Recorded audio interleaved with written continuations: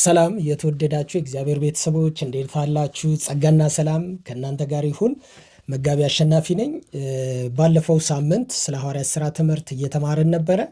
ባለፈው ሳምንት ክፍል አንድን የሐዋርያት ሥራ ትምህርትን አስተምሬያለሁ። ስለ ጸሐፊው ስለ ሉቃስና እንዲሁም ደግሞ ስለ ተደራሲው ስለ ቴዎፍሎስ ክፍል አንድን አስተምሬያለሁ። ዛሬ ደግሞ ክፍል ሁለትን አብረን እንማራለን ማለት ነው። እግዚአብሔር ይመስገን። ዛሬ የምንማርበት ክፍል ሐዋርያት ሥራ ምዕራፍ 1 ከቁጥር 3 ጀምሮ እስከ 5 ያለውን ክፍል አብረን እናያለን ማለት ነው።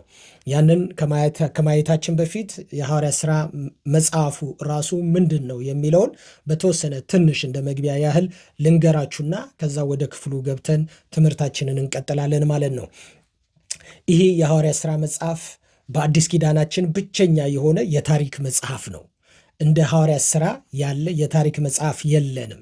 ስለዚህ በአዲስ ኪዳናችን ብቸኛ የሆነ የታሪክ መጽሐፍ ነው። የታሪክ መጽሐፍ ስንል ምን እያለን ነው? የቤተ ክርስቲያንን ታሪክ የሚዘግብልን፣ የሐዋርያትን ታሪክ የሚዘግብልን፣ የመንፈስ ቅዱስን ደግሞ መውረድ ታሪክ የሚዘግብልን እንዲሁም ደግሞ በጌታችን በኢየሱስ ክርስቶስ ተላልፎ የመጣው የወንጌል እውነት ወደ የሰው ሁሉ እያለፈ እየሄደ ያሸንፍና ይበዛ ነበር የተባለው የእግዚአብሔር ቃል የሰፈረበት የአዲስ ኪዳን ብቸኛ የታሪክ መጽሐፋችን ነው ማለት ነው። በመቀጠል ይህ የሐዋርያት ሥራ መጽሐፍ የትራንዚሽን ቡክ ነው እና ትራንዚሽን ቡክ ነው። ትራንዚሽን ቡክ ስንል ምን እያለን ነው? ከጌታችን ከኢየሱስ ክርስቶስ አገልግሎት ወደ መንፈስ ቅዱስ አገልግሎት መተላለፉን የምናየው በዚህ በሐዋርያት ሥራ መጽሐፍ ውስጥ ነው። ስለዚህ በወንጌላት ውስጥ ኢየሱስ ይሠራ ነበረ። ከዛ በኋላ ልክ ደግሞ ምዕራፍ 2 ላይ መንፈስ ቅዱስ ወርዶ ደግሞ በቤተ ክርስቲያን በሐዋርያቱ በአማኞች በደቀ መዛሙርት ሕይወት ውስጥ የእግዚአብሔር መንፈስ ሲሠራ እንመለከታለን። ስለዚህ የሽግግር መጽሐፍ ነው ስንል ከኢየሱስ ወደ መንፈስ ቅዱስ ይሄ የወንጌሉን ሥራ ትግበራውን ስንመለከት እናያለን ማለት ነው። እንዲሁም ከጴጥሮስ ወደ ጳውሎስ ሽግግር ሲደረግ እናያለን። ጴጥሮስ ከምዕራፍ 1 ጀምሮ እስከ ምዕራፍ 12 ድረስ ታሪኩ በጣም ናሬት ሲደረግ እናየዋለን። ከዛ በኋላ ከምዕራፍ 13 ጀምሮ ደግሞ ያለው የጳውሎስ የአገልግሎት ታሪክ የመቀባቱ ሁኔታ ይጀምርና ከዛ በኋላ እስከ ፍጻሜ እስከ ሮም እስከ መጨረሻው እስር ቤት እስከገባበት ወይንም የቁም እስረኛ እስከሆነበት ጊዜ ድረስ ያለውን ሉቃስ እንደዚህ ከፍሎ ታሪኩን ይነግረናል ማለት ነው። እግዚአብሔር ይመስገን። ስለዚህ ከጴጥሮስ ወደ ጳውሎስ እንዲሁም ደግሞ ከኢየሩሳሌም ወንጌል ወጥቶ በሰማርያ አድርጎ ወደ አሕዛብ ሀገር መሄዱንም ደግሞ ሽፍት ማድረጉን ደግሞ የሚነግረን ይሄው የሐዋርያት ሥራ መጽሐፍ ነው። የሐዋርያት ሥራ መጽሐፍ እስከ ምዕራፍ 6 እስከ እስጢፋኖስ እስከሞተበት እስከ ምዕራፍ 7 ድረስ በኢየሩሳሌም ነበር ወንጌል ሲሰበክ የነበረው። በኋላ ላይ ከምዕራፍ 7 በኋላ ምዕራፍ 8 ሰማርያ ላይ ወንጌል ይጀምራል በፊልጶስ አማካኝነት። ከዛ ምዕራፍ 9 የጳውሎስ ኢንካውንተርን እናገኛለን። ከዛ በኋላ ጳውሎስ ቀጥሎት ወደ አሕዛብ ሀገር ወንጌሉን ይዞት ይሄዳል ማለት ነው። ይሄን እንመለከታለን ማለት ነው። ሌላ የሽግግር መጽሐፍ ነው የምንለው ምንድን ነው? ከወንጌል ወደ መልእክታት በሐዋርያት ሥራ አማካኝነት ነው ሽግግር የተደረገው። ወንጌሉ መሰረት ነው። ክርስቶስ የሞተበት ነው። ክርስቶስ ያስተማረበት ነው። ክርስቶስ ኢምፐርሰን የተገለጠበት ነው። ሞቱን ያየንበት ነው። ትንሣኤውንም ጭምር ያየንበት ነው።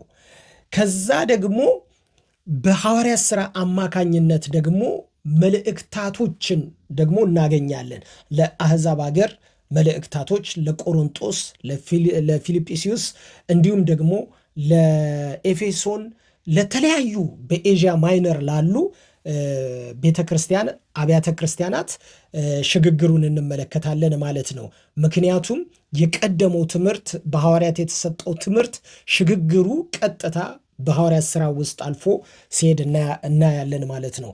እንዲሁም ይሄ የሐዋርያት ሥራ መጽሐፍ መልእክታቶች ራሳቸው ጅማሬያቸውና ስራቸው ሩቱ የሐዋርያት ሥራ እንደሆነ እንመለከታለን። ለምሳሌ ቆሮንቶስን ብንፈልግ በ18ኛው ምዕራፍ ላይ እናገኛለን። ኤፌሶንን 19ኛው ላይ፣ ፊልጵስዩስን 16ኛው ላይ፣ ተሰሎንቄን እንደዛ እያለን መልእክታቶችን እዚህ የሐዋርያት ሥራ መጽሐፍ ውስጥ እናገኛለን ማለት ነው። እግዚአብሔር ይመስገን። ስለዚህ በአጭሩ ይሄ የሐዋርያት ሥራ መጽሐፍ የሽግግር መጽሐፍ ነው ብንል ጥሩ ይሆናል ብዬ አምናለሁ ማለት ነው። እግዚአብሔር ይመስገን።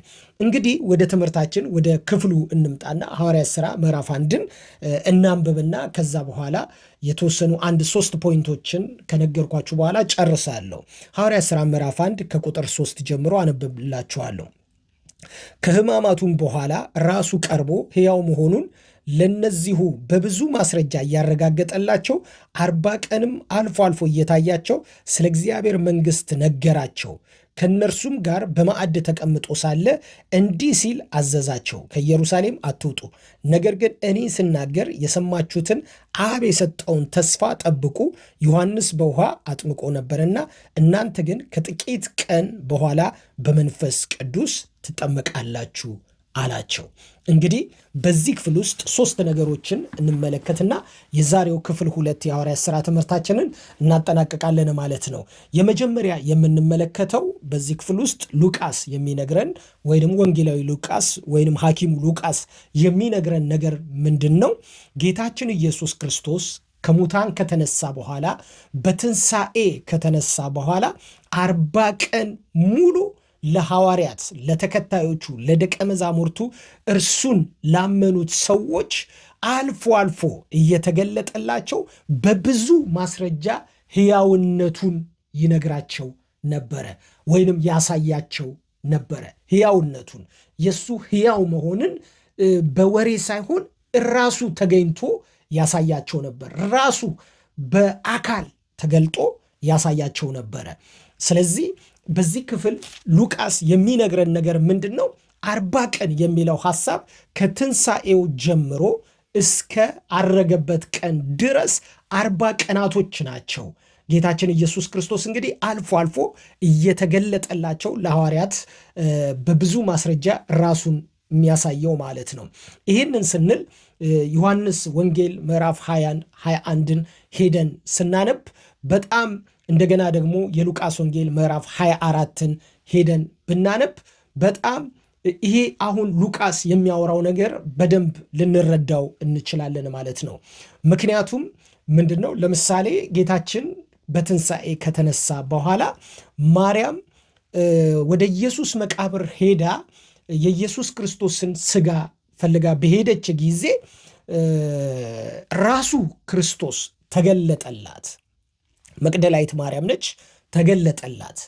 ተገልጦላት አትክልተኛ መሰላት ይላል ቃሉ ሲናገር እና አትክልተኛ መሰላትና ጌታዋን ማን እንደወሰደው ለማየት ለመጠየቅ ሲዳዳት ወዲያውኑ ማለት ነው ማርያም ብሎ ሲጠራት ረቡኒ ብላ መለሰችለት፣ አወቀችው።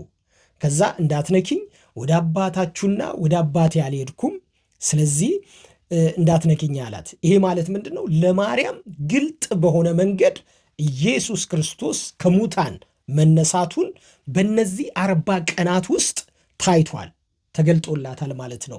እንዲሁም ደግሞ ሉቃስ ሲዘግብልን በሉቃስ ወንጌል ምዕራፍ 24 ላይ ሲዘግብልን እነዛ ጠውልገው እያዘገሙ ወደ ባላገር የሚሄዱት የኤማውስ መንገደኞችን ሲነግረን በመካከል በመንገድ ድንገት ይገለጥና አብሯቸው ይሄዳል። አብሮ እየሄደ በኋላ ከቅዱሳት መጽሐፍ እየጠቀሰ ከቀደሙት የብሉይ ኪዳን መጽሐፍ እየጠቀሰ ሲያስተምራቸው እንደገና ደግሞ ሲነግራቸው ልባቸው ይቃጠል ነበር ይላል ቃሉ ሲናገር። በኋላ በጣም ደስ ስላላቸው የሚያወራው ነገር በጣም ደስ ስላላቸው ወደ ቤታቸው ወደሚደርሱበት ቦታ ሲደርሱ ግድ አሉትና እንዲገባ ግድ አሉት ይላል። ከዛ እሱም ገባ። ወዲያውኑ እንጀራ ቀረቡ። እንጀራውንም ቆርሶ ሲሰጣቸው ዓይናቸው ተከፈተ። ወዲያውኑ ካጠገባቸው ተሰወረ። እነሱም ወደ ኢየሩሳሌም ሄዱ። ክርስቶስ እንደሆነ አወቁ። ኢየሱስ እንደተነሳ አወቁ። ይሄ እንግዲህ ከሞቱ በኋላ ከትንሣኤው በኋላ የሆነ ታሪክ ነው። ይሄ ስለዚህ በብዙ ማስረጃ የሚለው ሉቃስ እነዚህን ሁሉ ማስረጃዎች ጨምሮ ነው። ከዛ ለዮሐንስና እንደገናም ደግሞ ለጴጥሮስ እነ ጴጥሮስ መረባቸውን ሌሊቱን ሙሉ በባህር ላይ እየጣሉ አንድም አሳ ማግኘት ባልቻሉ ጊዜ ኢየሱስ ክርስቶስ በባህር ዳር ላይ ቆሞ መረባችሁን ልጆች ሆይ መረባችሁን በስተቀኝ በኩል ጣሉት ሲላቸው በስተቀኝ በኩል ሲጥሉት 153 ወፋፍራም አሳ ከባህር ውስጥ አወጡ። መጎተት ሁሉ እስከሚያቀታቸው ወገኖቻቸውን፣ ወንድሞቻቸውን፣ ጓደኞቻቸውን ጠርተው ያንን በረከት በክርስቶስ ቃል የመጣውን በረከት ጎትተው ማውጣት እስከማይችሉ ድረስ ይህንን ትልቅ ተአምራት አደረገ። ይህን እንግዲህ ከሙታን ከተነሳ በኋላ ያደረገው ተአምራት ነው ማለት ነው። ይህ በብዙ ማስረጃ የሚለውን ሉቃስ የሚናገረውን ነገር ነው እንግዲህ እየነገርኳቸው ያለሁት። በስተመጨረሻ የምላችሁ በተዘጋ ቤት ውስጥ ምክንያቱም ይህንን የሚልበት ምክንያት ምንድን ነው? አንዳንዶች ከሐዋርያት መካከል እንደነ ቶማስ ያሉ ወይንም ደግሞ እምነታቸው የደከመ የኢየሱስ ክርስቶስ መሞት ብቻ ሆኖ የቀረ የመሰላቸው ሰዎች ቢኖሩ እንኳን ልክ እንደነ ቶማስ ያሉ ሰዎች ቢኖሩ እንኳን ብሎ ጌታ በተዘጋ ቤት ውስጥ በመካከላቸው ሰላም ለናንተ ይሁን ብሎ ተገለጠላቸው ይላል። እግዚአብሔር ይመስገን። እንግዲህ ያ ማለት ምን ማለት ነው?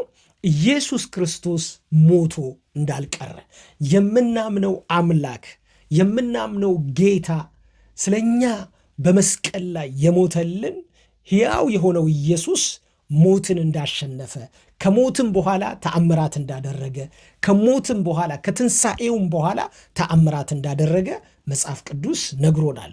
ተአምራቱ ዓይን መክፈት ነው። ወደ ባላገር የሚሄዱትን የኤማውስን ሰዎች የልቦናዎቻቸውን ዓይን ከፈተ። ተአምራቱ ለነ ጴጥሮስ 153 አሳ ሰጠ። ተአምራቱ ለማርያም ተገለጠላት። ተአምራቱ በተዘጋ ቤት ውስጥ ገባ። ስለዚህ ይህንን ሉቃስ የመጀመሪያ አድርጎ እዚህ ጋር ይጽፈዋል ማለት ነው። ሁለተኛ ስለ እግዚአብሔር መንግሥት እያስተማራቸው ይላል። ሁለተኛው ስለ እግዚአብሔር መንግሥት እያስተማራቸው ይላል። ይህንን በምን አይነት መንገድ መረዳት እንችላለን? የእግዚአብሔርን መንግሥት ኢየሱስ ክርስቶስ ሲያስተምር በማቴዎስ ወንጌል ምዕራፍ 4 ላይ ሰምተናል። እግዚአብሔርን መንግሥት ሲያስተምር ማለት ነው። እንደገናም ደግሞ በሉቃስ ወንጌል ምዕራፍ 4:18 አካባቢ ላይም ይህን እግዚአብሔርን መንግሥት የጌታ መንፈስ በእኔ ላይ ነው እያለ ሲያስተምር አይተነዋል። አሁን ሞቶ ከተነሳም በኋላ ማለት ነው ያ ትምህርት አልቀረም፣ ያ ትምህርት አልተቋረጠም።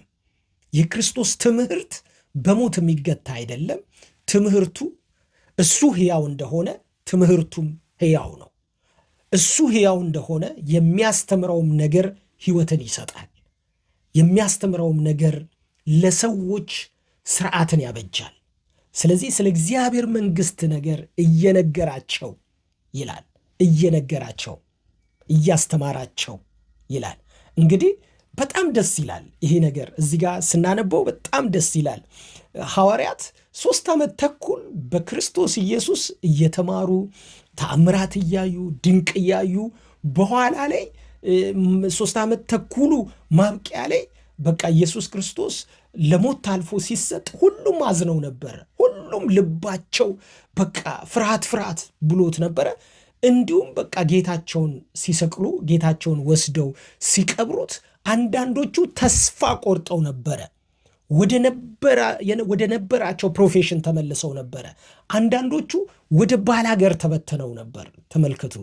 ግን ኢየሱስ ከሙታን ተነስቶ አሁንም ያኔ በ3 ዓመት ተኩሉ ሲያስተምራቸው የነበረውን የእግዚአብሔር መንግሥት አጽንተው እንዲይዙት አጥብቀው እንዲይዙት ከትንሣኤ በኋላ ከተነሳ በኋላ ያንን የእግዚአብሔር መንግሥት በደንብ አጥብቆ ደግሞ በድጋሚ ሲያስተምራቸው እንመለከታለን ማለት ነው። ስለዚህ ምን ማለት ነው? የኢየሱስ ትምህርት አልተቀየረም።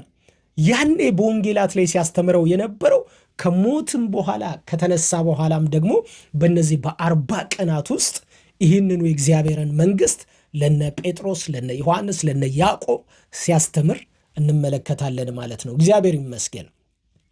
በሶስተኛ ደረጃ የሚሰጣቸው ነገር ምንድን ነው? እዚህ ክፍል ውስጥ የምናገኘው ከቁጥር 3 እስከ 5 ተስፋ ይሰጣቸዋል። ተስፋውን ሲናገር በአብ የተነገረ ይላል፣ እኔ ደግሞ የነገርኳችሁ ይላል።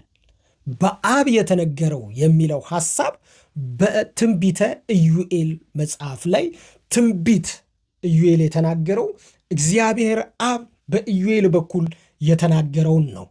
በመጨረሻው ዘመን ከመንፈሴ አፈሳለሁ የሚለውን ያ በአብ የተነገረውን ይላል። ኢየሱስ ክርስቶስ በዚህ በኢዩኤል የተነገረውን ትንቢት ማለት ነው በአብ እንደተሰጠ ተስፋ ይናገረዋል። ተናጋሪው አብ ነው።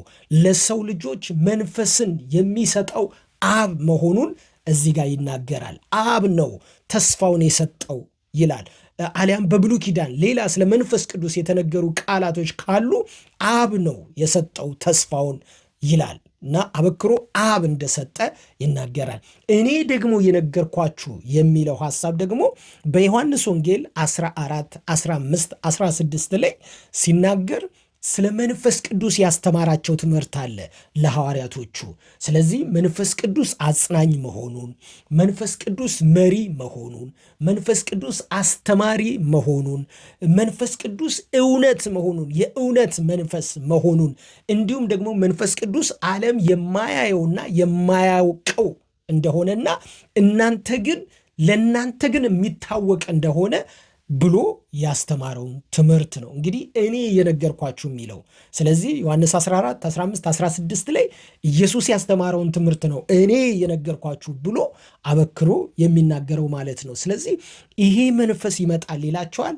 ስለዚህ ዮሐንስ በውሃ እንዳጠመቀው አይደለም፣ ነገር ግን በእሳት ያጠምቃችኋል ይላል። በእሳት ያጠምቃችኋል። ይሄ ማለት ምንድን ነው? ኃይል ይሆንላችኋል፣ ብርታት ይሆንላችኋል ማለት ነው። የዮሐንስ ጥምቀት በውሃ ነው፣ የንስሐ ጥምቀት ነው። ንስሐውም ደግሞ ለአሕዛብ የሚሆን አይደለም። ንስሐውም ደግሞ ለእስራኤል በሙሉ ነው፣ እንዲመለሱ እስራኤሎች ወደ ቀደመው ስፍራ ወደ እውነት መንገድ ወደ ያህዌ መንገድ እንዲመለሱ በቃ እናንተ የፉኝት ልጆች ሊመጣ ካለው ቁጣ ማን እንድታመልጡ ነገራችሁ እያለ አሁን ንስሐ ግቡ እያለ የዮሐንስ ጥምቀት የንስሐ ጥምቀት ነው።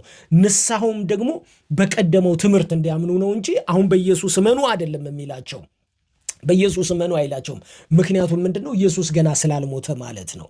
ስለዚህ ንስሐ ግን እንዲገቡ ይሄ ሻካራ ልብ ያለውን እየጠረበ ያስተካክል ነበር ዮሐንስ። ምክንያቱም መንገድ ጠራጊ ስለሆነ ኢየሱስ እንዲመጣ በመንገዱ ላይ ኢየሱስ እንዲመጣ ይናገር ነበር።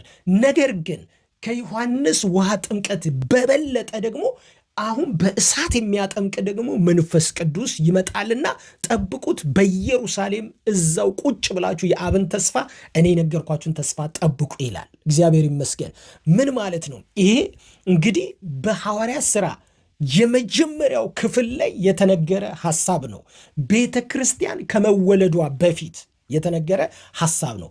ቤተ ክርስቲያን ሐዋርያት ሥራ ምዕራፍ 16 ላይ ጌታችን ኢየሱስ ክርስቶስ በዚህ ዓለት ላይ ቤተ ክርስቲያኔን እሰራለሁ ብሎ በጴጥሮስ መገለጥ ላይ አንተ ክርስቶስ የሕያው የእግዚአብሔር ልጅ ነህ በሚለው መገለጥ ላይ ቤተ ክርስቲያኔን እሰራለሁ እንዳለ ልክ እንደዛ ቤተ ክርስቲያን ስትራክቸራሊ የተሰራች አልነበረችም። ነገር ግን አሁን መንፈስ ቅዱስ ከመጣ በኋላ ሐዋርያት ሥራ ምዕራፍ 2 ላይ ልክ ያ መንፈስ ሲመጣ ኃይልን አገኙ፣ ብርታት አገኙ፣ አቅም ሰጣቸው፣ ድፍረት ሰጣቸው፣ ቃሉን ሰጣቸው። የጸሎት ጉልበታቸው ኃይለኛ ነው። በኋላ የቤተ ክርስቲያን ስትራክቸሩ ራሱ በጣም የተስተካከለና የተደላደለ ሆኖ ተሰራ ማለት ነው። እግዚአብሔር ይመስገን። እንግዲህ ይሄ የሚያሳየው ምንድን ነው? መንፈስ ቅዱስ ለቤተ ክርስቲያን የተሰጠ ኃይል ነው። ሰው ያለ መንፈስ ቅዱስ ማገልገል አይችልም ማለት ነው። ማገልገል ቢችል ኖር ያለ መንፈስ ቅዱስ ማገልገል ቢችል ኖር ኢየሱስ ጠብቁ አይላቸውም ነበር። ለምን? 3 ዓመት ተኩል አስተምሯቸዋል። ትንሣኤውን አሳይቷቸዋል። እንጀራ ሲያበዛ አይተዋል። በባህር ላይ ሲራመድ አይተዋል። በተዘጋ ቤት ውስጥ ሲገባ አይተዋል።